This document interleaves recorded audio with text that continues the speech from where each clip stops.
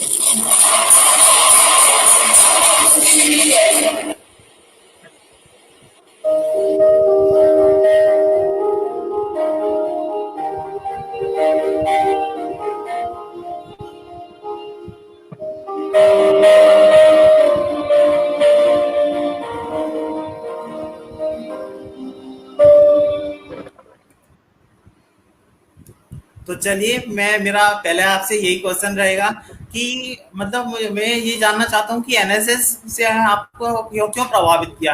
ऐसा क्या है एनएसएस में जो एक विद्यार्थी को उसकी प्रतिभा निखारने में मदद करता है? मेरा पहला ये आपसे सवाल है। जी सक्षम, और ये सवाल जाहिर भी है और स्वाभाविक भी है। सक्षम, जी, देखिए, हर कोई अपने आप में युवा एक अद्वितीय है। प्रत्येक युवा के पास कुछ विशेष गुण हैं जो हमें बाकी से अलग कर देता है, और बस जरूरत है उस गुण को प्रज्वलित करने की और उसको सही मार्गदर्शन में मोड़ने की, और उसको प्रज्वलित कर कर निखार कर हीरे से कोहिनूर बनाने की। और ये प्रक्रिया राष्ट्रीय सेवा योजना बखूबी कर रही है। मेरा ये मानना है कि अगर प्रत्येक स्वयंसेवक को, प्रत्येक युवा को अगर अवसर और सही मार्गदर्शन मिले, भले ही वो शिक्षित, क्योंकि वो शिक्षित, ग्रामीण, शहरी एवं युवा, बुद्धिजीवी, क्रमजीवी, कमजोर एवं समर्थवान के बीच आज के युग में जो एक खाई बनती जा रही है, इस खाई को जी, पाटने का काम ऐसे युवा कर सकते हैं। और हमारे देश को युवाओं का देश कहा गया है। 18 से 25 वर्ष के युवाओं में आदर्शवाद, देश प्रेम और कुछ कर गुजरने की उमंग से भर हुई युवा तरुणाई को अगर ऐसे संस्कार दिए जाएं जो समाज सेवा के हित के हों और उन्हें श्रम की निष्ठा के प्रति विचारधारा के लाकर जोड़ा जाए, तो निश्चित तौर पर हम एक बार फिर से विश्व गुरु बनने की ओर अग्रसर होंगे। तो ये तो मेरा आपका जो सवाल था कि कैसे मदद कर सकता है, उस ओर आएंगे। पहले एनएसएस ने मुझे कैसे प्रभावित किया, इस पे हम थोड़ा सा बात कर लें। बिल्कुल। देखिए, मैं एनसीसी जो है वो आर्मी से, अगर किसी को रिलेट होना है, आर्मी के लिए, सेना के लिए अगर काम करना है, तो वो एनसीसी के लिए प्रेफर करता है। मेरा भी जी, सपना था कि मैं ऐसे किसी संस्था से जुड़ूं, लेकिन ऐसी संस्थाएं, अगर हम बात करें 1969 के पहले की, तो ऐसी कोई योजना, ऐसी कोई स्कीम नहीं थी युवाओं के लिए जो जिनको समाज सेवा से जोड़ा जा सके। तो उस समय के तत्कालीन प्रधानमंत्री की अध्यक्षता में एक बैठक आयोजित की गई, और उस बैठक में निर्णय लिया गया कि ऐसी योजना का हम गठन करें जो युवाओं को समाज सेवा से जोड़ सके। तो 24 जी, सितंबर गांधी जी के जन्म शताब्दी वर्ष पर राष्ट्रीय सेवा योजना 1969 में स्थापित की गई, और 48,000 स्वयं सेवकों के साथ प्रारंभ की गई। आज ये योजना अपने 50वां वर्ष पूर्ण कर 51वें वर्ष में लग चुकी है, और लगभग 40 लाख वॉलेंटियर इस योजना के माध्यम से अपने आप को पंजीकृत कर चुके हैं। बात आती है कि हम इससे जुड़ते कैसे हैं, कैसे हम इससे जुड़ सकते हैं। मैं अगर अपनी बात करूं, मैं इससे कैसे जुड़ा था, तो हम लोग जब शिवपुरी आए और मैंने बाल शिक्षा निकेतन में एडमिशन लिया, जो छिब्बर स्कूल, शिवपुरी वाले जिसको जानते हैं छिब्बर स्कूल के नाम से, तो जी, छिब्बर स्कूल में राष्ट्रीय सेवा योजना की एक यूनिट ओपन है, जो जीवाजी विश्वविद्यालय मध्य प्रदेश उच्च शिक्षा द्वारा एक ओपन की गई है। उस यूनिट, जैसे ही हम 11th क्लास में आए, और हमारे जो कार्यक्रम अधिकारी वहाँ स्कूल में, जो श्री दिनेश कुमार पाल हैं, वो हमारी क्लास में आए और जी, उन्होंने बताया कि ऐसे ऐसे एक भारत सरकार की योजना है, और एनएसएस समाज सेवा के लिए काम करती है, और जो भी आप में से इस योजना से जुड़ना चाहता है, समाज के लिए काम करना चाहता है, वो इस ओर आकर इस योजना से जुड़े। तो उन्होंने पूरा अपना एक, हमारा जो अभिमुखीकरण होता है, जिसको हम ओरिएंटेशन प्रोग्राम कहते हैं एनएसएस का, जो नए वॉलंटियर्स के लिए होता है, तो उनको ओरिएंटेशन प्रोग्राम में हमको पूरी ये चीज बताई गई। और वो कहते हैं ना कि जब हमको बताया कि हम 7 दिन गांव में रहेंगे, तो मन में एक सही है। बात आई कि सर कौन कौन रहेगा। तो उन्होंने बोला तुम सब स्कूल, अपने स्कूल वाले ही रहेंगे, जो तुम 11th के और 12th, कुछ 12th के रहेंगे, कुछ 11th के रहेंगे। तो मन सही में आया, यार फ्री फोकट की ट्रिप मिल रही है 7 दिन की, जाने में क्या हर्ज है, ज्वाइन करने में क्या हर्ज है, इस बहाने समाज सेवा से भी जुड़ेंगे। वो कहते हैं दोस्त के कहने पर, और दोस्त के कहने पर ही मैंने, जो हमारे आलोक है, रोहित है, भरत वगैरह, इनके कहने पर हमने भी एनएसएस को ज्वाइन किया। जी, एनएसएस को ज्वाइन करने के बाद हमारे जो एक एक दिन के जो हमारे कार्यक्रम होते हैं, जैसे वस्त्रदान हुआ, वृक्षारोपण हुआ, अलग अलग जागरूकता कार्यक्रम हुए, तो इनमें हम जाने लगे। जब इनमें जाने लगे, इनसे जुड़ने लगे, तो हमें वास्तव में समाज सेवा का, अभी तक हमने सिर्फ नाम सुना था, लेकिन जब ये जी, कार्य हमने स्वयं ने किया, तो हमको एक समाज सेवा का मतलब समझ में आया। फिर हमारे जीवन में एक वो पल आया जो आपने भी पूछा कि आपके जीवन का ऐसा कौन सा वो क्षण था जिसका आप एनएसएस से प्रभावित हुए। तो मैं आपको बताऊंगा राष्ट्रीय सेवा योजना का एक ये कंपलसरी एक्टिविटी है कि जिन भी यूनिट में इकाई खोली गई है उस यूनिट को एक 7 दिन का विशेष शिविर जो गोद ग्राम है, हर यूनिट को एक गांव को गोद लेना होता है अपने आसपास के परिक्षेत्र में, जहां वो अपनी नियमित और विशेष गतिविधियों को करता है। तो जो गोद ग्राम है उसमें हमको 7 दिन वहां रहना पड़ता है उस गांव में, और उस गांव के लिए हमको कार्य करना है। तो हमारा उस समय का बाल शिक्षा निकेतन का छिबर स्कूल का जो गोद ग्राम था वो मनियर जो हमारा शिवपुरी बस स्टैंड के पीछे जो बसा हुआ है, आज अब प्रेजेंट में बस स्टैंड वहां पहुंच गया है, तो वहां का मनियर वाला क्षेत्र हमारा गोद ग्राम। तो वहां के स्कूल में हम पहले दिन तो गए, तो पहले दिन तो हमको सिर्फ सेटल होने में लग गया, दूसरे दिन हमको गाँव को जानने के लिए भेज दिया। तो 2 दिन तो हमको ऐसा लगा यार कहाँ आ गए, ये कहाँ लाके पटक दिया हमको। और शेड्यूल हमारा वही रहता था कि सुबह उठो, अगर अपना नियमित कार्य दिनचर्या है वो उसको करो, अपना नाश्ता वास्ता करो, फिर उसके बाद कुछ साफ सफाई और आसपास के गांव का सर्वे, फिर उसके बाद में बौद्धिक सत्र, खाना वाना खा लो, बौद्धिक सत्र के बाद में खेल। और वहां पे लाइट का सिस्टम नहीं था, क्योंकि लाइट का मैं आपको बताऊं उस समय उस स्कूल में वायरिंग तक नहीं थी, लाइट की बात तो दूर है, वायरिंग तक उस स्कूल में नहीं थी। तो 5 या 6 बजे तक हमको शाम का खाना खा लेना होता था, क्योंकि फिर अंधेरा हो जाता था। तो ये हमारा शेड्यूल था। हम लोग तीसरे चौथे दिन से इस पटरी पर आए, और उस समय शायद चौथा दिन था। तो उस समय हमारे जो कार्यक्रम अधिकारी जिनके जो इस कैंप को चला रहे थे, तो उनको कुछ अर्जेंट काम आया, तो वो 1 घंटे के लिए हमसे कह के गए कि सौरभ तुमको ये कैंप को देखना है। अब वो कहते हैं ना, चोरों के हाथ तिजोरी सौंप दी, क्योंकि उदम करने वाले भी हम थे, मस्ती करने वाले भी हम थे। तो हमारे हाथ इन्होंने वो तिजोरी सौंप दी कि तुमको अब ये कैंप देखना है आधे 1 घंटे के लिए, और मैं वो काम को निपटा कर, कैंप से ही रिलेटेड काम था वो, उसको करके आता हूँ। मैं बोला ठीक है सर। हमारे 5 ग्रुप्स बने हुए थे और उन ग्रुप्स का हेड मुझे बना दिया गया। तो मैंने भाई सब सुचारू रूप से हम काम वगैरह कर रहे थे। इसी बीच एक स्कूटर से एक आते हैं सज्जन, वो आकर हमारे कैंप के बाहर जो हमारा था वहां कर रुकते हैं और वो बुलाते हैं इधर आओ। मैं गया तो उन्होंने पूछा ये क्या चल रहा है। मैंने बताया मैंने एनएसएस का कैंप, कब से रुके हो। मैंने बोला चौथा दिन है आज। क्या करते हो पूरा। उन्होंने पूछा कि सर कहाँ हैं तुम्हारे। मैंने सर थोड़ा काम से गए हुए हैं। तो क्या मुझे सर से मिलना है। मैंने सर अभी आ रहे होंगे आप मिल लीजिएगा। तो वो इतना कहकर वो वहीं अपने स्कूटर पर बैठ गए। थोड़े समय बाद सर आए तो सर ने उनको नमस्कार किया जो स्कूटर पर बैठे हुए थे, और उनको वो अंदर जो हमारा बौद्धिक कक्ष हुआ करता था, जिसको हम सेमिनार हॉल कह सकते हैं, उसमें उनको लाए और जब परिचय कराया हमारा, तो हमको बताया गया कि वो राष्ट्रीय सेवा योजना के जिला संगठक थे डॉक्टर दीपक शर्मा, और उनसे पहले मैं आज तक कभी मिला नहीं था। तो मेरे तो तोते उड़ गए मैंने कहा हो गया आज खेल। तो उन्होंने फिर अपना जब वक्तव्य चालू किया तो उन्होंने बोला पहले वो बच्चा खड़ा हो जाए जिससे मेरी बात हुई थी। मैंने भाई लग गए मैं खड़ा हुआ। मैंने जी सर। मैंने बोला कि मैं लगभग आधे घंटे से इस बच्चे की गतिविधियों को देख रहा हूँ, और सर यहाँ मौजूद नहीं थे, लेकिन फिर भी ये अपने 50-60 के वॉलंटियर्स के जो ग्रुप जो काम सर बांट के गए वो उनको सुचारू रूप से चला रहा था। और यही हम चाहते हैं कि स्व प्रेरित अनुशासन हो और लीडरशिप क्वालिटी का एक डेवलपमेंट, और वो इस बच्चे में और आप सब वॉलंटियर में कहीं ना कहीं आता है। तो वो एक मेरे लिए प्रभावित किया उस पल ने। और आपने पूछा कैसे स्टूडेंट को अपनी प्रतिभा निखारने का मौका मिलता है। देखिए आजकल अपन देखें आज के कंपटीशन के युग में कई विद्यार्थी ऐसे हैं जो अपने पर्सनालिटी डेवलपमेंट की क्लासेस के लिए एक भारी मोटी रकम को तक स्पेंड करना चाहते हैं, वो सिर्फ इसलिए कि हमें एक पर्सनालिटी डेवलपमेंट आ जाए। आपने अपने सेशन शुरू करने से पहले जब अपना फाउंडेशन का आपने परिचय दिया तो आपने बताया कि हम चाहते हैं ऐसे बच्चे मंच तक आए जो बोलना इससे पहले नहीं जानते।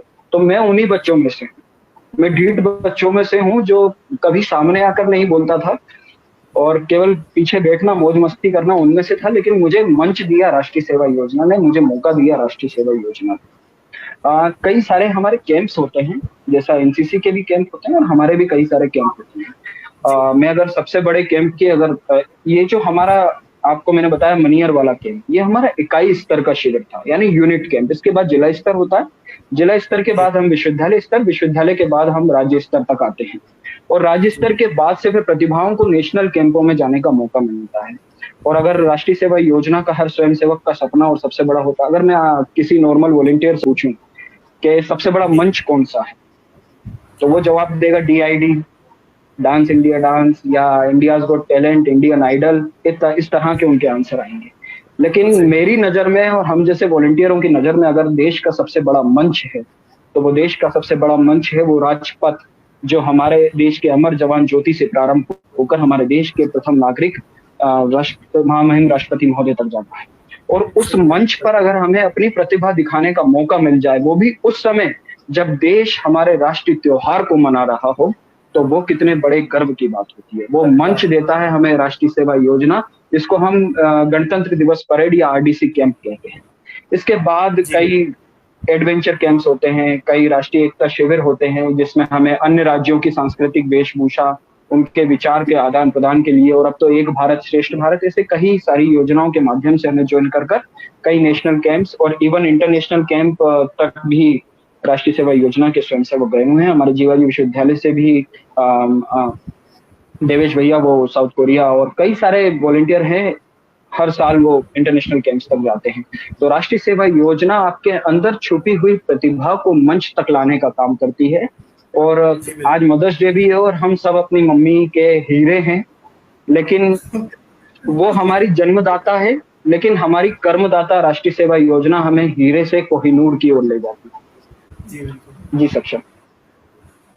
भैया मेरा दूसरा आपसे ये क्वेश्चन रहेगा, वैसे तो मैंने आपके बारे में बहुत कुछ जान लिया, लेकिन जी इस बीच में तो जैसे कि आप एक सामान्य कैडेट थे या वो वॉलेंटियर्स थे, तो एक आम जो है स्वयं सेवक से एक सर्वश्रेष्ठ स्वयं सेवक का जो रास्ता था, सफर था, वो कैसे तय किया, उसमें आपने क्या क्या, कुछ ऐसे टाइम आया होगा जब आपको लगा होगा किसने आपका सपोर्ट किया, वो थोड़ा बहुत हम आपसे बांटना चाहेंगे वो बोलो। जी जी, देखिए बिना मार्गदर्शन के तो हम सब दिशाहीन हैं। मार्गदर्शन महत्वपूर्ण होता है, पर कहते हैं गुरु के बिना कुछ संभव नहीं।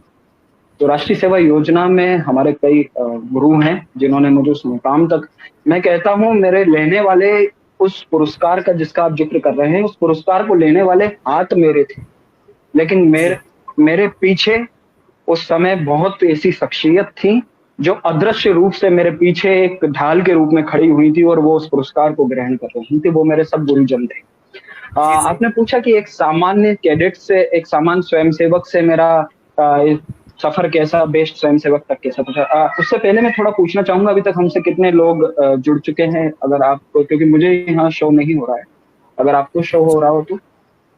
जी भैया 12 लोग अभी हम लोगों से जुड़ चुके हैं और वो हमको सुन रहे हैं भारत में। अच्छा अच्छा, अभी तक कोई जी भैया। कमेंट वगैरह किसी का कुछ?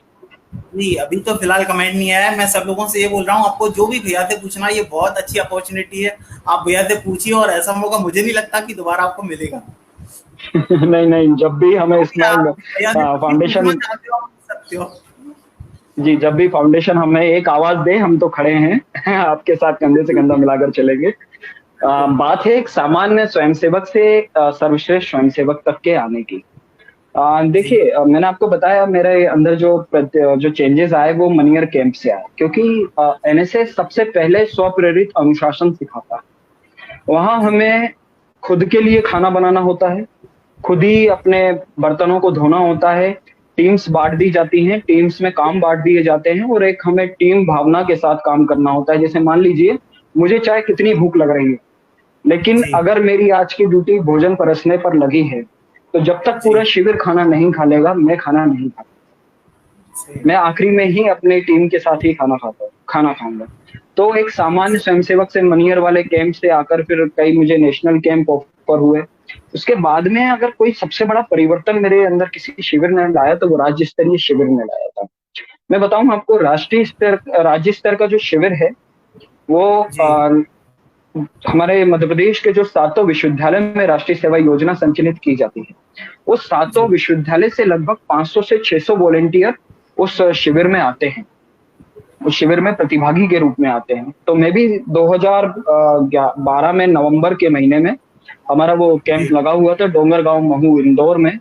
तो जीवाजी विश्वविद्यालय से 63 बच्चों का सिलेक्शन हुआ था, जिसमें से मध्य प्रदेश से जीवाजी विश्वविद्यालय से शिवपुरी जिले से मैं, और साथ में मेरे प्रिया निगम और सुरभि सिंघल भी थे। हम 3 वॉलेंटियर ऐसे शिवपुरी से उस कैंप के लिए सिलेक्ट हुए थे। और हम हमारे कैंप के जगह पर रात में लगभग 2 बजे हम पहुंचे थे अपनी बस से। जब हम वहाँ पहुंचे तो एक लगभग 6 फीट के समथिंग के एक व्यक्तित्व खड़े हुए थे रात में 2 बजे, और उन्होंने जैसे ही हम उतरे उन्होंने जल्दी से अपना सामान निकालिए, अपने टेंट्स में जाइए, आराम कीजिए, कल से हमारा कैंप शुरू होगा और कल से हम 0 से 100 तक के शिखर का सफर हम तय करेंगे। पहले हमने देखा, मैंने कहा यार आए देर नहीं हुई इंस्ट्रक्शन पहले मिल गए।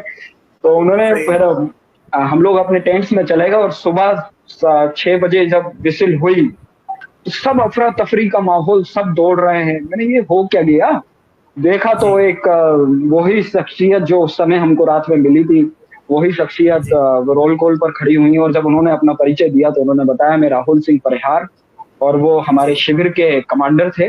उन्होंने पूरा हमको शेड्यूल बताया, और पहले दिन जब हमने शेड्यूल सुना उन्होंने बताया सुबह 5:30 बजे आपको उठना है, आपको अपने विश्वविद्यालय के हिसाब से जागरण के लिए हर 7 दिन हर विश्वविद्यालय को मौका मिलेगा जो आसपास के कैंपस को उठ जाग मुसाफिर भोर भई के सॉन्ग के साथ में सबको उठाएगा।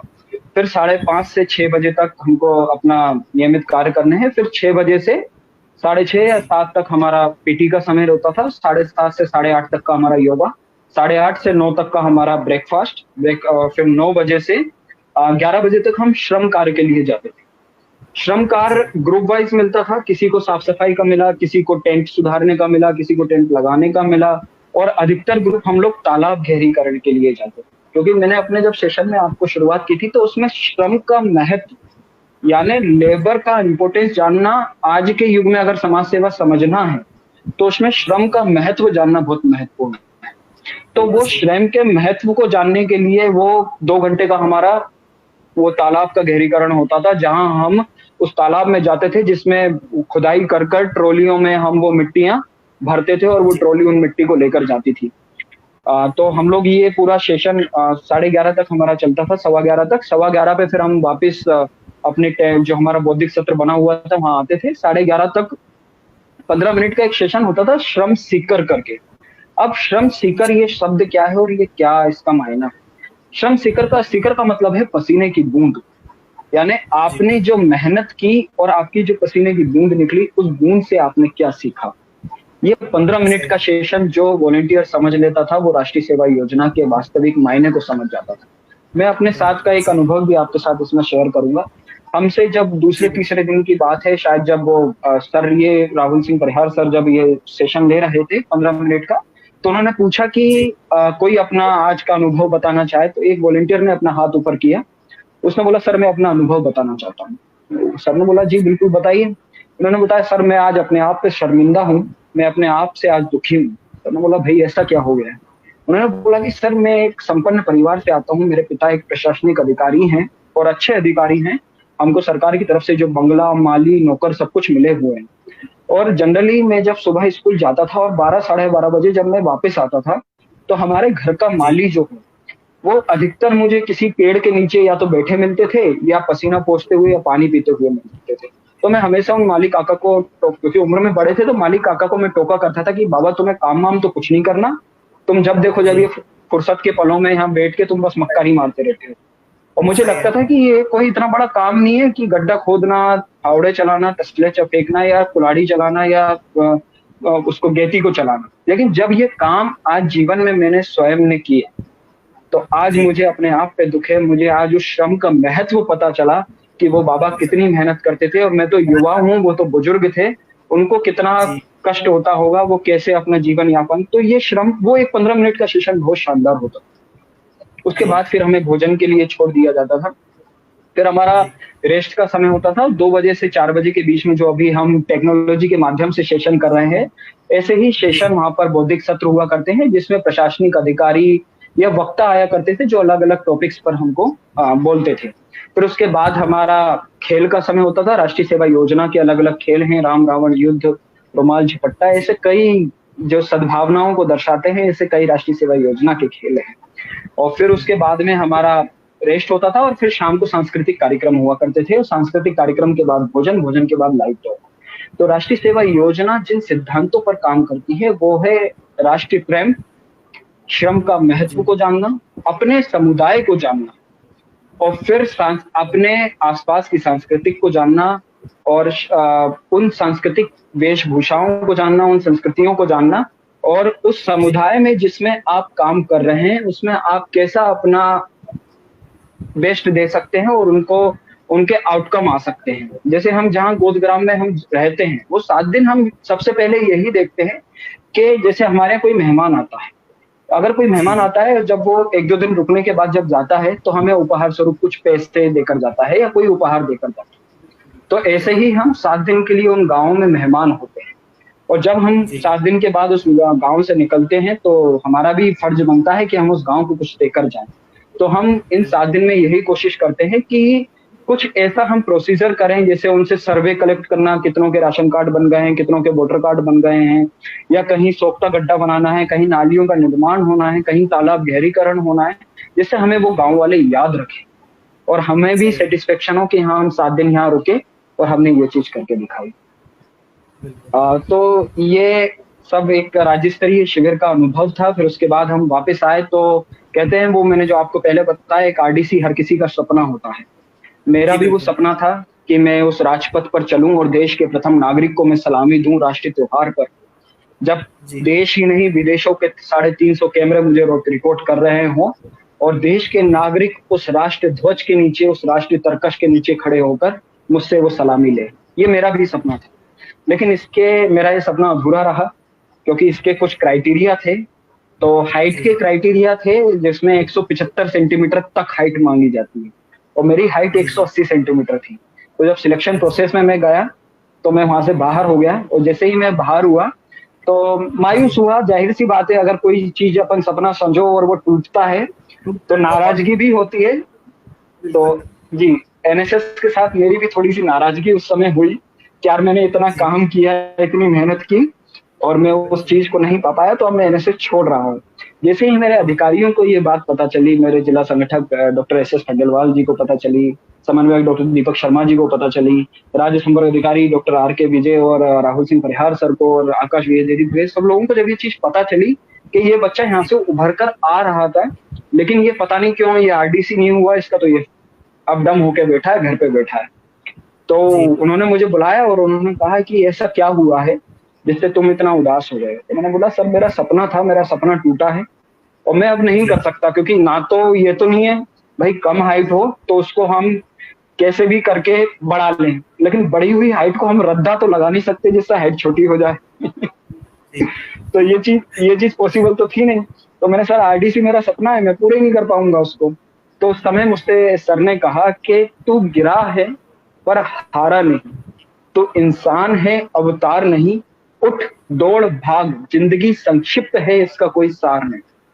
इन शब्दों ने मेरे अंदर पता नहीं वापस से, वो कहते हैं ना कि मरते हुए में प्राण फूंक देना, तो वो वाली चीज थोड़ी मेरे साथ में हुई और मेरे अंदर वो प्राण फूंक दी। और सर ने मुझसे कहा कि तुम अगर श्रुति सर जो हमारे रीजनल डायरेक्टर थे, उन्होंने मुझसे फोन पर बात की, उन तक ये जब बात पहुंची तो उन्होंने कहा, वो हमारे भिंड से ही बिलोंग करते हैं, जो हमारे रीजनल मध्य प्रदेश के रीजनल डायरेक्टर थे। तो उन्होंने मुझसे कहा कि लाला, अगर तू आरडीसी कर लेता तो तू महामहिम को लगभग 30 से 40 फीट से सलामी देता कि नहीं देता? मैंने बिल्कुल सर देता। तो के अगर मेहनत करेगा और सच्चे मन से समाज सेवा करेगा और ईश्वर ने चाहा तो तेरे जीवन में वो पल भी आएगा जब तेरे जीवन में वही महामहिम राष्ट्रपति सिर्फ 3 से 4 अंगुल दूर होंगे। बस मेहनत करो और निस्वार्थ भाव से सेवा करते रहो, और अपनी जो एक्टिविटीज आप कर रहे हैं उनका फोटोग्राफ्स आप रखो। तो मैं फिर उसमें जुट गया, और जब मेरे जूनियर्स को इस बारे में पता चला तो उन्होंने बोला कि भैया ये सपना आपका था, इस सपने को, आपके बात सपने की है, सपना आप पूरा करें या हम करें, बात एक ही है। तो मेरा जो जूनियर है एक आकांक्षा जादव, उसने ये सपने को पूरा किया और 2014 में उसने मध्य प्रदेश का प्रतिनिधित्व करते हुए गणतंत्र दिवस परेड में उसने महामहिम को सलामी दी। और उसने कई बार मंच से कहा भी है कि ये मेरे सीनियर सौरभ भैया का सपना था और उस सपने को मैंने पूरा किया। तो वो कहते हैं ना कि गर्व होता है जब कोई आपको ऐसे मंच से, खुले मंच से आपका नाम ले। तो फिर उसके बाद में अपनी एक्टिविटीज में जुड़ गया। तो लगभग नवंबर 2014 का समय आ गया, 2-3 साल मेरे को लगभग हो गए थे। तो उस समय समन्वयक डॉक्टर दीपक शर्मा जी ने मुझे ग्वालियर बुलाया और उन्होंने कहा कि सौरभ, इंदिरा गांधी ऐसे ऐसे पुरस्कार तुम जानते हो ये होता है, इस पुरस्कार के लिए तुम्हें अप्लाई करना है। तो मैंने सर को बोला, मैंने कहा सर मैं अप्लाई तो कर दूं, और लेकिन अब तक लगभग 40 से 45 साल जीवाजी विश्वविद्यालय में राष्ट्रीय सेवा योजना को चलते हो गए हैं और ये जी। पुरस्कार अभी तक किसी को नहीं मिला, तो मैं क्या ऊपर से टपकाऊं जो मुझे ये पुरस्कार मिलेगा।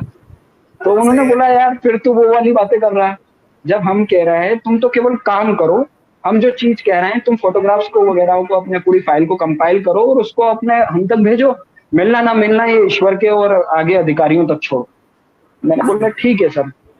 मैंने 4-5 दिन में वो फाइल अपनी बनाई, जिनसे मैं संपर्क कर सकता था, जयदीप भैया, देवेश भैया, आकाश भैया, आदरणीय राहुल सर, दीपक सर, सब, खंडेलवाल सर, श्रोती सर, विजय सर, इन सब से मैंने बात कर कर अपनी फाइलिंग मैंने कंप्लीट की, जिसमें खंडेलवाल सर का बहुत बड़ा, उन्होंने पूरी फाइलिंग को बनवाने में, मेरा सिग्नेचर वगैरह ये कराने में उन्होंने काफी मदद की। समन्वयक ने वो उस फाइल को विश्वविद्यालय, हमने उस फाइल को विश्वविद्यालय भेजा, विश्वविद्यालय की कमेटी ने उस फाइल को मध्य प्रदेश शासन को भेजा, मध्य प्रदेश शासन ने रीजनल डायरेक्टर से वो फाइल फिर दिल्ली गई। तो जब मध्य प्रदेश शासन से ये फाइल जा रही थी, मेरे पास फोन आता है कि आपने एक्टिविटीज तो की हैं लेकिन फोटोग्राफ्स भी लगाए हैं, लेकिन कुछ जी। फोटोग्राफ्स और कुछ एक्टिविटियां रह गई। मैं डर गया, मैंने कहा हो गया काम। तो वो सिर्फ एक मजाक था, और उसके लगभग 2-3 दिन बाद मैं सैलून में एक में बैठा हुआ था, अपनी कटिंग करा रहा था। तो समय जी। 01 से मेरे पास फोन आता है, तो मैंने सोचा जी। कंपनी का फोन है, मैंने उस फोन को काट दिया। दूसरी बार फिर आया, तो मैंने कहा यार कंपनी कभी दूसरी बार फोन नहीं नहीं करेंगे। करती। तो मैंने फोन उठाया, तो उन्होंने बोला इज दिस सौरभ भार्गव? मैंने yes sir, this is Sreedharan from youth affairs ministry, government of India. जी। मैंने उसको बोला, मैंने भाई हटा ये सब नाई को मैंने बोला ये सब हटा, बाहर निकल के मैंने बात किया। तो उन्होंने बोला आर यू देयर? मैंने यस सर। आज के हाँ होता है समझ रहा हूँ मैं, कि सही है। Congratulation you are selected for Indira Gandhi NSS award. आपको 17 तारीख को 16 तारीख को दिल्ली आना है और 19 नवंबर 2014 को महामहिम राष्ट्रपति आपको पुरस्कृत करेंगे। आप अपने साथ किन्हीं 2 को ला सकते हैं, वो आपके माता पिता हो सकते हैं, आपके गुरु हो सकते हैं। जी। तो जैसे ही मैंने वो फोन काटा, इधर दीपक सर का फोन, उधर खंडेलवाल सर का, इधर आदरणीय राहुल सर का मेरे पास मैसेज, शुभकामनाएं, यानी फिर तो ताते लग गए बिल्कुल। श्रोती सर का फोन, लाला अब तो वो 4 अंगुल दूर नहीं है, विजय सर का फोन। तो वो फिर बधाइयों का सिलसिला चालू हुआ। नवंबर 16 को मैं दिल्ली से निकला, यहाँ जी। ग्वालियर, अपनी शिवपुरी से ग्वालियर निकला, ग्वालियर से फिर दिल्ली गए। और 17 नवंबर को हम लोग जब असेंबल हुए, तो वहां पे हमको जी। बताया गया कि 1 घंटे में आप तैयार होके आइए और आपको रिहर्सल के लिए राष्ट्रपति भवन जाना है।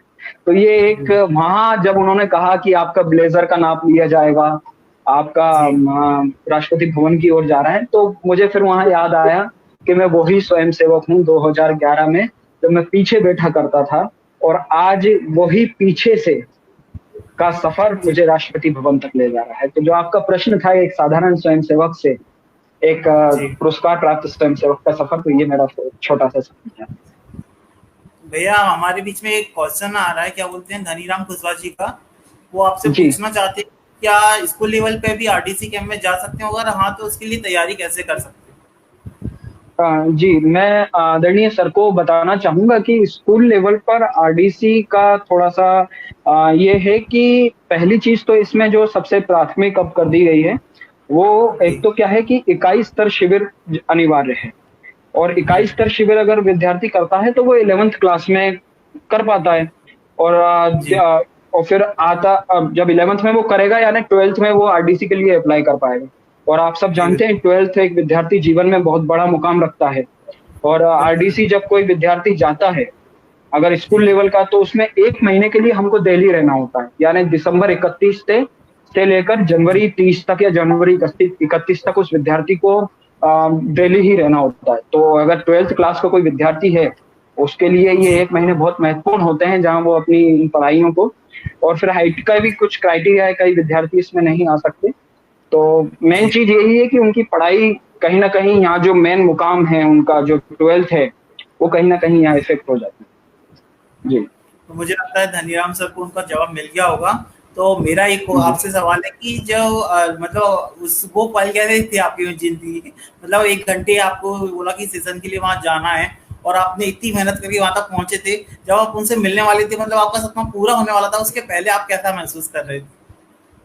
आ, देखिए, मैं आपको बताऊं कि जिस दिन हम पहली बार हमको बोला गया कि राष्ट्रपति भवन के लिए हम आधे घंटे में निकलेंगे, आप लोग तैयार जी होके आइए।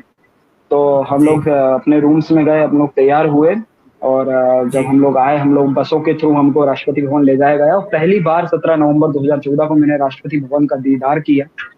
जब अंदर बैठे तो हमको बताया गया कि आपकी पोजीशन ये है, यहाँ ऑडियंस बैठेगी, यहाँ से ट्रम्पेट हाँ उतरेंगे, ट्रम्पेट बजेगा, राष्ट्रपति महोदय यहाँ से आएंगे, वो यहाँ आकर खड़े होंगे। यानी एक रिहर्सल टाइप में थी पूरी, जिनका उनका प्रतिनिधि उसको फॉलो कर रहे थे। और उनके जो जी सिक्योरिटी हेड थे और जो वहां पर मैनेज कर रहे थे, तो उन्होंने हमें कुछ पॉइंट्स बताए कि जैसे ही राष्ट्रपति यहाँ से निकलेंगे आपको खड़े होना है, राष्ट्रगान होगा, राष्ट्रगान के बाद जो हमारे जो सचिव महोदय हैं वो परमिशन लेंगे, राष्ट्रपति महोदय परमिशन देंगे, फिर उसके बाद पुरस्कार का सिलसिला प्रारंभ होगा। और जब जी आपका पुरस्कार का नाम जब आएगा बोलेगा तो आपको 3 कदम ऐसे चलना है, फिर वहां जो गलीचा बिछा हुआ है वहां आपको खड़ा होना है, फिर आपका जी सेंटेशन पढ़ा जाएगा जो जो आपने काम किए हैं। और जैसे ही जी सेंटेशन के बाद में जैसे ही कहा जाएगा कि श्री सौरभ भार्गव मध्य प्रदेश, तो फिर आपको 3-4 कदम और चलना है और ये ध्यान रखना है कि राष्ट्रपति महोदय जिस सीढ़ी पर खड़े हैं उनकी बराबरी जी से आपको खड़ा नहीं होना है, उनसे आपको हाथ नहीं मिलाना है, उनको सिर्फ आपको नमस्कार करना है। जी पुरस्कार जब आपको आपको देंगे तो आपको मेडल होल्ड करना है, फिर आपको सर्टिफिकेट होल्ड करना है और जी वो जो भी दें बोले उसका रिप्लाई देकर वापस आपको अपनी जगह पर आकर बैठना है। तो इसमें अगर थोड़ी सी भी गड़बड़ हुई तो जी टेंशन वाली बात थी, क्योंकि वहां तो फिर उनके हमारी पूरी सेनाओं के प्रमुख और सब कुछ सब बैठे हुए हैं, तो वो कहते हैं ना हिंदी हो जाएगी। तो जी पुरस्कार बिल्कुल का जब रिहर्सल हमारी हुई तो मेरे साथ हुआ ये कि मैं जब अपने उस गलीचे पे जाकर खड़ा हुआ, मैं सेंटेशन जी पढ़ा जा रहा था, तो जो महामहिम के जो प्रतिनिधि थे वो मेरे जी सामने थे और हमको ये मानना था कि वो महामहिम ही है। तो मैं उनकी जी आंखों में आंखें डालकर देख रहा। तो जैसे ही हाँ मैं वहां जब पुरस्कार लेने गया तो उन्होंने बोला कि मुझे तो आप आंखों में आंखें डालकर देख रहे हो, लेकिन कोशिश कीजिएगा कि आप महामहिम की आंखों में आंखें डालकर ना देखें। मैंने जी बोला जी ठीक है सर, इतना कहकर मैं अपने आकर आकर बैठा। फिर हम रिहर्सल के बाद हम लोगों का मिनिस्ट्री ने ऑफिशियल एक डिनर होस्ट किया जिसमें सभी प्रशासनिक अधिकारी थे। अगले दिन जी 19 नवंबर को, इस बीच हमारे जो 2 लोग हमको साथ में लाने थे, तो उसमें मेरे पिता श्री पुरुषोत्तम भार्गव और जो हमारे जी समन्वयक थे डॉक्टर दीपक शर्मा, वो दोनों दिल्ली आ चुके थे। और 19 जी नवंबर को मेरा सिर्फ मैंने उनसे चरण स्पर्श करे, इतनी ही मेरी मुलाकात उनसे हो पाई थी। और जब पिता ने जी मेरे को पहली बार जब उस ब्लेजर में और उस ड्रेस में देखा तो उनकी आंखों में जी हल्की सी नमी थी। मैं सिर्फ इतना ही उनसे मिल पाया था। और फिर हमको बसों जी के थ्रू राष्ट्रपति भवन ले जाया गया, चेकिंग हुई हमारी, बैठे गए, राष्ट्रपति महोदय आए। इस बीच हमारे पेरेंट्स भी आ गए थे जो और सर भी आ गए जो ऑडियंस में बैठे। हमारी जी आंखें बराबर पेरेंट्स से मिल रही थी, बार बार वो मुझे निहार रहे थे, मैं उनको निहार रहा था। और जैसे ही राष्ट्रपति महोदय आए और जब अल्फाबेटिकली मेरा नाम पुकारा गया तो मैं जाकर अपने गलीचे पे जी खड़ा हुआ।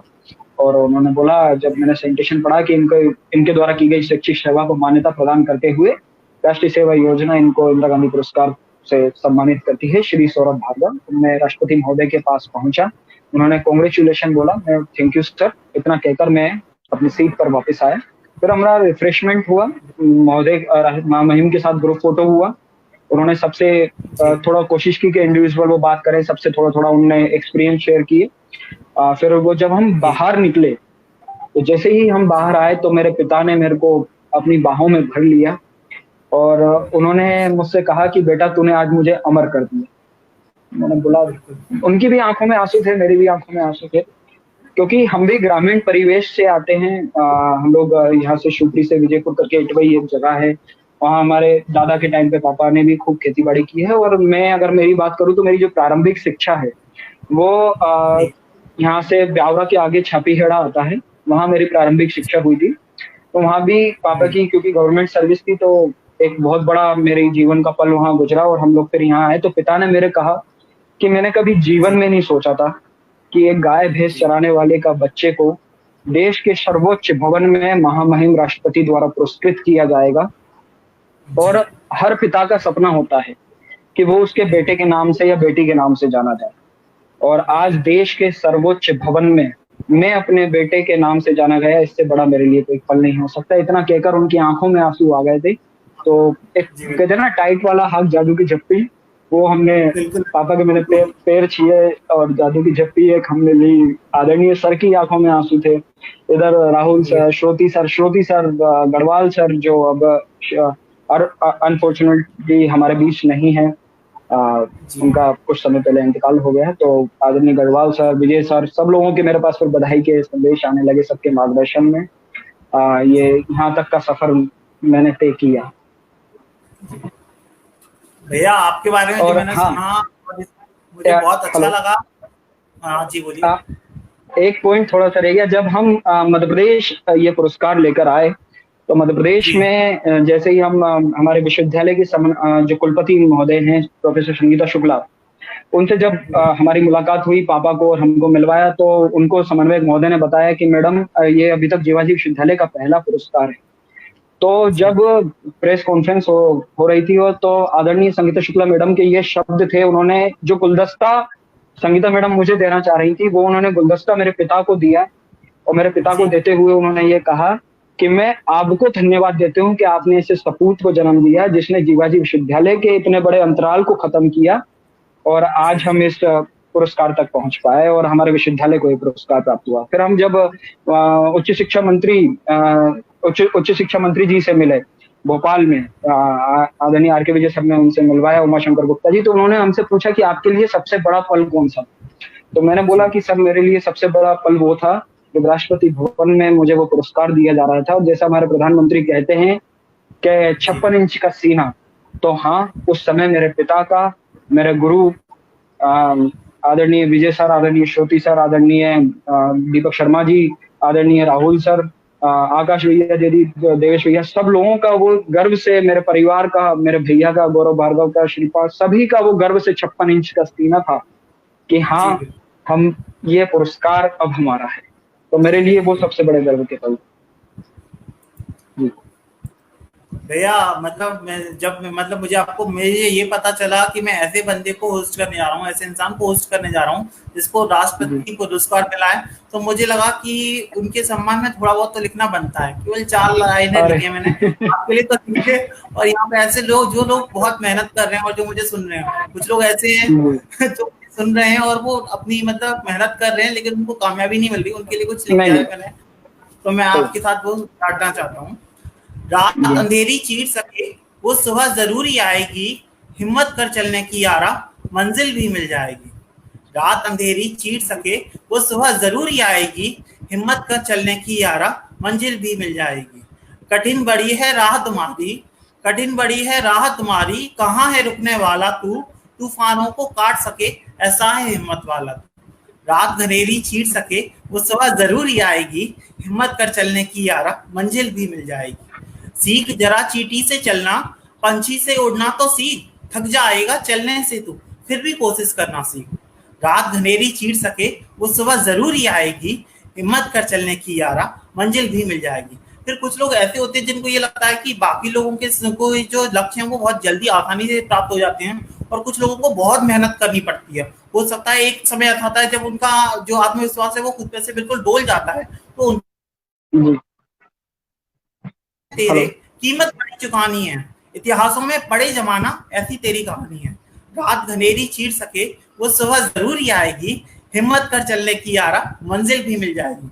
और जब हम पूरी डेडिकेशन के साथ किसी काम को करने की कोशिश करते हैं तो कितनी भी मुश्किल खड़ी हो हम अपनी मंजिल तक पहुंच जाते हैं। तो उस समय का जो नजारा होता है वो कैसा होता है, तेरी मेहनत के आगे किस्मत भी हार मनाएगी और तुझको खोने के सपने से मंजिल भी डर जाएगी।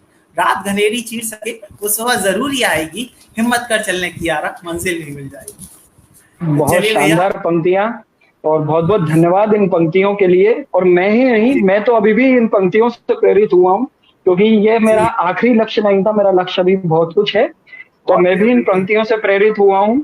बहुत बहुत धन्यवाद इन प्रेरणादायक पंक्तियों के लिए। बिल्कुल भैया, हमको ऐसा लगा कि मतलब मुझे आपको होस्ट करने का मौका मिला, तो मुझे लगा कि थोड़ा तो आपके लिए लिखना बनता है। तो मैं आपसे यही जी जानना धन्यवाद। चाहूंगा कि आपका लक्ष्य क्या है और आप वर्तमान में कैसे उसको प्राप्त करने के लिए प्रयास कर रहे हैं? जी देखिए, लक्ष्य मेरा जो है वो प्रशासनिक अधिकारी की ओर जाने का है। जी, मुझे लगता है भैया कट गया। आवाज आ रही? हाँ भैया, बिल्कुल बोलिए, कंटिन्यू कीजिए। तो मेरा लक्ष्य प्रशासनिक अधिकारी का है, लेकिन प्रशासनिक अधिकारी के साथ साथ मैं समाज सेवा के कार्यों से भी जुड़ा रहना चाहता हूँ, और अगर समाज सेवा के कार्य को ही हम प्रशासनिक अधिकारी की तरफ मोड़ दें तो और जी, बेहतर हो सकता है। जैसे हमारे जो दीपक शर्मा जी हैं, और श्रोति सर है, और विजय सर है, राहुल सिंह परिहार सर हैं, वो हमेशा जी, कहते हैं, राहुल सिंह परिहार सर, जब मुझे ये पुरस्कार मिला और उसके बाद में थोड़ा सा इस चीज से फिर से थोड़ा सा विमुख विमुख होने लगा था, तो जी, उन्होंने मुझे फ़ोन किया और उन्होंने मुझसे कहा कि थोड़ा-सा आउट जा रहे हो, क्योंकि आपने जी, कहा ना कि गुरु का होना बहुत ज़रूरी है। बहुत बिल्कुल। तो मैं थोड़ा-सा आउट हो रहा है, लेकिन उन्होंने वापस मुझे उस पटरी पर लाया और उन्होंने कहा कि एक चीज़ का हमेशा ध्यान रखना, कि जी, जिस समय आपको किसी की सबसे ज़्यादा ज़रूरत थी, अगर उस जी, समय वो व्यक्ति आपकी मदद नहीं करता, तो क्या आप इस मुकाम पर थे, हो पाते? बिल्कुल, तो बिल्कुल, वो चीज़ मुझे ऐसी लगी कि मैं उस चीज़ की ओर प्रयत्नशील हूँ। अगर हम बात करें कि आगे का जी, मेरा क्या लक्ष्य है, क्या, तो मेरा सबसे पहला लक्ष्य है कि जी, जो हमारे एनएसएस वॉलंटियर हैं, जो आपने कहा कई लोगों को मंच नहीं मिल पाता है, कई लोगों को मंच मिल जाता है, मेहनत भी करते हैं, लेकिन वो उनको प्रोसेस नहीं पता कि कैसे हम इन पुरस्कारों तक पहुँच सकते हैं, कैसे हम इन गतिविधियों से जुड़ सकते हैं। तो मैं जी, उसके लिए प्रयत्नशील हूँ। जैसा मैं थोड़ा-सा अनुभव आपके साथ शेयर करना चाहूँगा। मेरे 2 वॉलंटियर्स हैं, दोनों ही जी, लगभग यूपी के हैं, और जो सर ने कहा था कि इस चेन को मत टूटने देना। जी, और जो राष्ट्रीय सेवा योजना का सिद्धांत वाक्य है, मैं नहीं तुम, इस पर चलकर दिखाओ, नॉट मी बट यू। तो एक मोहित करके एक वॉलंटियर है यूपी से, तो जी, उनका मेरे पास 2016 में एक बार फ़ोन आया। मैं उनसे उससे पहले कभी नहीं मिला था। फ़ेसबुक के माध्यम जी, से उन्होंने मेरी प्रोफ़ाइल वग़ैरह देखकर उन्होंने मुझे फ़ोन किया। उन्होंने बोला कि सौरभ भैया, मैं भी इस पुरस्कार के लिए आवेदन करना चाहता हूँ, और चूँकि जी, मैं थोड़ा-सा अभी 1-2 साल ही हुआ है और मैं अपने सीनियर वॉलंटियरों से इतना मिला-जुला नहीं हूँ, तो क्या आप मेरी मदद करेंगे? तो मैंने बोला, जी, देखो भाई, मैं यूपी तो आना पॉसिबल नहीं है, लेकिन फ़ोन के माध्यम से या जितना हो सकेगा मैं उतनी आपकी ज़रूर मदद करूँगा। और बिल्कुल, उनसे मेरी कई बार घंटों-घंटों तक फ़ोन पे बात हुई, और हुआ ये कि 2017 में उनको भी ये इंदिरा गांधी एनएसएस पुरस्कार मिला। अभी जी, लास्ट ईयर की ही बात है, यूपी से ही प्रिया आर्य करके हैं। मेरा एक वीडियो जी, है, वो वीडियो थोड़ा भी टेक्निकल एरर था, मैं आपको कल वो सेंड नहीं कर पाया। एक वीडियो है जिसमें मैंने थोड़ी-सी अपनी पूरी जर्नी दिखाई है। तो वो जी, वीडियो जब प्रिया आर्य ने पहली बार जब उस वीडियो को देखा, तो उनकी आँखों जी, में आँसू थे। मैं उनसे कभी जी, नहीं मिला। वो जी, रोने लगी, उन्होंने जब मुझे बताया, वो रोने लगी। तो उनकी मम्मी ने बोला कि बेटा, वो भी तो इंसान है, वो भी तुम्हारी तरह वॉलंटियर थे। उन्होंने भी कुछ ऐसा किया है तो वहाँ तक पहुँची, तुम भी करो तो तुम भी पहुँचोगी। तो वो बताती हैं कि भैया, मैं हमेशा आपका ये वीडियो देखती थी, जब भी मैं किसी डिप्रेशन में या कैसे, वो होता है कि कहीं न कहीं अप्स एंड डाउन्स आते हैं, और जब भी अप्स एंड डाउन्स आते थे तो मैं आपकी वीडियो को अवश्य देखती थी। और जी, मुझे उस वीडियो से बहुत प्रेरणा मिलती थी। उन्होंने भी फ़ोन के माध्यम से कई बार मुझसे संपर्क साधा, और मैं आज दिनांक तक उनसे नहीं मिला हूँ, और लास्ट ईयर उनको रामनाथ कोविंद जी से उनको ये पुरस्कार मिला है। तो कोशिश है मेरी कि ये चेन टूटे ना, राज्यों जी, का सीमाएँ इसके बीच में ना आए, जिले की जी, सीमाएँ, विश्वविद्यालयों की सीमाएँ इसमें बीच में ना आए, ये चेन टूटे ना। फिर जी, दूसरा है कि क्या अगर हम वर्तमान परिवेश की बात करें, वर्तमान परिवेश जैसे हम लोग एक वैश्विक महामारी से जूझ रहे हैं। एक जी, वैश्विक महामारी से आप और हम, पूरा विश्व जूझ रहा है। तो वर्तमान परिवेश में राष्ट्रीय सेवा योजना के वॉलंटियर का प्रधानमंत्री द्वारा जो आह्वान किया गया है, पहले दिन जब उन्होंने लॉकडाउन घोषित किया था, तभी से वो एनएसएस के वॉलंटियरों का आह्वान कर रहे हैं समाज सेवा के जी, लिए। तो बिल्कुल, हमारे एनएसएस के वॉलंटियर सोशल डिस्टेंसिंग को मेंटेन करने में, मास्क बाँटने में, और जी, बेजुबानों का सहारा बनने में, ऐसे कई सारी गतिविधियाँ हैं जिनको राष्ट्रीय सेवा योजना के वॉलंटियर सुचारू रूप से चला रहे हैं। मध्य प्रदेश की अगर हम बात करें, तो मध्य प्रदेश जी, में भी आदरणीय राज्य संपर्क अधिकारी के उससे और प्रमुख सचिव महोदय ने डिस्ट्रिक्ट कलेक्टर्स को, हेलो आवाज आ रही? हाँ भैया बिल्कुल। डिस्ट्रिक्ट कलेक्टर्स को उन्होंने एक लेटर लिखा था और हमारा एक ऑनलाइन फॉर्म हमने चालू किया था, जिसमें मध्य प्रदेश के लगभग 10,000 वॉलेंटियर ने अपने पिता की सहमति से इस कोरोना के दौर में स्वेच्छा से कार्य करने की सहमति दी, जिसकी हम लिस्ट दे भी चुके हैं। 10,000 वॉलेंटियर हमारे स्वेच्छा से अभी वर्तमान में भी अपने पिता की, माता पिता की सहमति के साथ कार्य करने के लिए तत्पर हैं। थोड़ा सा मैं अपना, अब जो आपने बोला कि आपका आगे का दृष्टिकोण क्या है, तो मेरा दृष्टिकोण है सक्षम, ये चीज मैंने भी ऑब्जर्व की है और आपने भी की होगी कि ग्रामीण परिवेश से जो वॉलंटियर, ग्रामीण परिवेश के जो विद्यार्थी हैं, वो बेशक 12th में 90% लिया है, 95% लिया है, बेशक उनका AIEEE में, IIT में और अपना बड़े बड़े मैनेजमेंट इंस्टीट्यूट्स में उनका एडमिशन हो जाए, लेकिन जब वो उस इंस्टीट्यूट में एडमिट होते हैं तो उनको एक अलग दुनिया मिलती है, क्योंकि अभी तक उन्होंने सिर्फ किताबी दुनिया को जिया है। और जब वो इस संस्थानों में जाते हैं और वो देखते हैं टेक्नो वर्ल्ड, यानी टेक्नोलॉजी की दुनिया, हर कोई गैजेट चला रहा है, टेक्नोलॉजी के माध्यम से कोई ना कोई जुड़ा हुआ है। और वहीं अगर हम अधिकतर, ये एक सर्वे ने भी बोला है कि अधिकतर ग्रामीण परिवेश से जो युवा वहां जाते हैं, उसमें अधिकतर कई ऐसे होते हैं जिन्हें मेल ही नहीं पता कि ईमेल क्या है। सही है। तो ये वाली चीज को कहीं ना कहीं वो चीज उनको डिप्रेशन में ले आती है, और ये चीज लगभग 70% युवाओं के साथ होती है कि वो शुरुआती दौर में डिप्रेशन में चले जाते हैं।